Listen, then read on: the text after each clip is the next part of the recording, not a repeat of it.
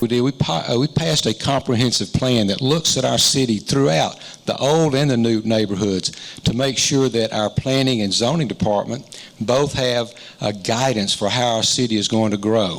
And then all throughout the city, old and new, from Greystone to Bluff Park to Russet Woods to Inverness, we've put sidewalks all over the city, miles and miles of sidewalks. Use some updating, and I think as a city we can do some incentivizing to make sure that we work with ownership to try to revitalize, like they've done up here in Bluff Park with the one shopping center. The other one doesn't quite look as good, and I think that we as a city should do everything we can to work with those people to make sure that we can develop and bring prosperity to the area. Because candidates provided questions in advance. You can answer that. They got